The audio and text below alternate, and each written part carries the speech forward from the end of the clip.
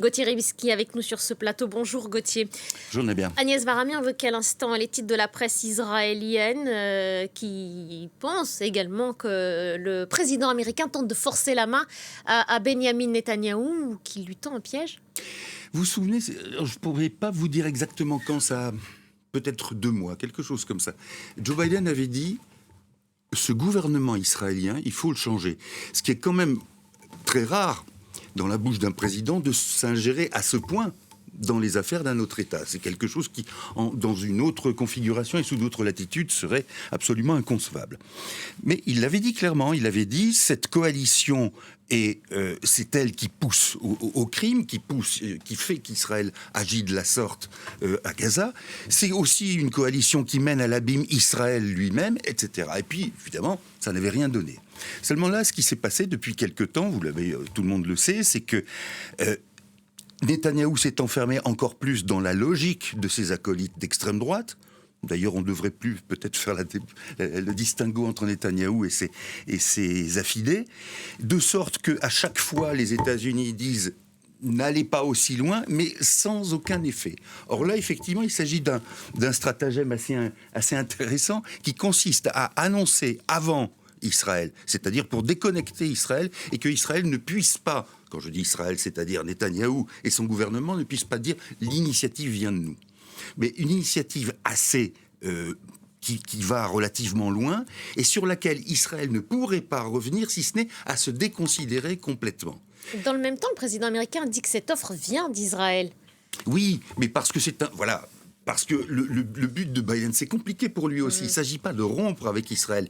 Mais en interne aussi aux États-Unis, il s'agit de dire, vous voyez, je ne suis pas complètement dupe de ce que fait Israël. Donc là, il donne du mou, si j'ose dire, du lest un peu à sa gauche.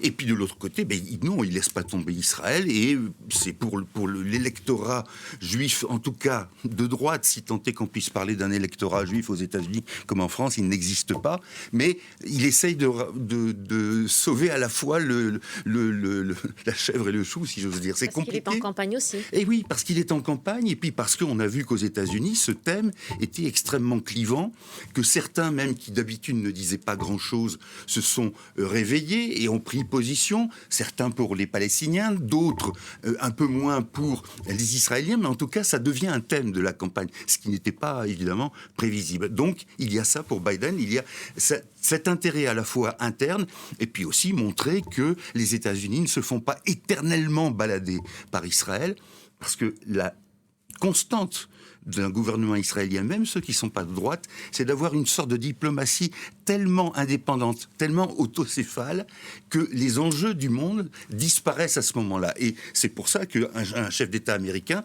doit toujours remettre les choses à leur place en disant, attendez, il y a votre problème, mais vous ne pouvez pas faire comme si le reste n'existait pas. Donc la pression mise encore plus aujourd'hui par Biden sur Israël. Quelle lecture il faut faire aussi de cette déclaration du Hamas qui dit accueillir de manière positive cette proposition? Là aussi, c'est mettre le Premier ministre israélien face à ses contradictions? C'est surtout lui dire, nous sommes toujours là.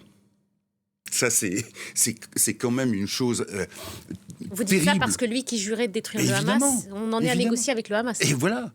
Donc, non seulement on négocie avec le Hamas, mais un Netanyahou perd profondément et d'une manière éclatante tout ce qu'il avait construit comme politique et qui consistait à éliminer toutes les autres factions, éliminer pas forcément physiquement, mais toutes les autres factions ou fractions palestiniennes, comme avec Mahmoud Abbas. C'est pas un foudre de guerre, Mahmoud Abbas, mais c'est quelqu'un aussi qui a été rabaissé par Netanyahou. Donc Netanyahou, en fin de compte, a facilité la tâche du Hamas. Et aujourd'hui, c'est quoi le Hamas? On ne sait pas très bien sur le plan militaire. Et sur le plan diplomatique, c'est ceux qui sont à l'aise dans des grands hôtels à Doha et qui disent « mais nous existons et nous allons même envisager un avenir ». C'est un camouflet terrible pour le gouvernement israélien que d'avoir ce Hamas qui est toujours là et qui, vous le voyez, peut même jouer les bons, on va dire, les grands seigneurs. En disant, ben voilà, nous sommes plutôt d'accord avec ce plan. Le Hamas, c'est le 7 octobre, et plein d'autres choses. C'est le 7 octobre pour les Israéliens, et c'est aussi un blocus pour les Gazaouis. D'un mot, je termine. Hier, nous avons montré, je pense que c'était dans votre journal, il y avait une dame qui avait perdu, je pense, son mari et ses enfants, une Palestinienne, et qui disait, j'espère que Dieu punira tous ceux qui sont responsables de ça. Il fallait bien entendu comprendre les Israéliens, aussi le Hamas. Le Hamas qui a sa responsabilité. Merci beaucoup, Gauthier. Merci pour cette analyse.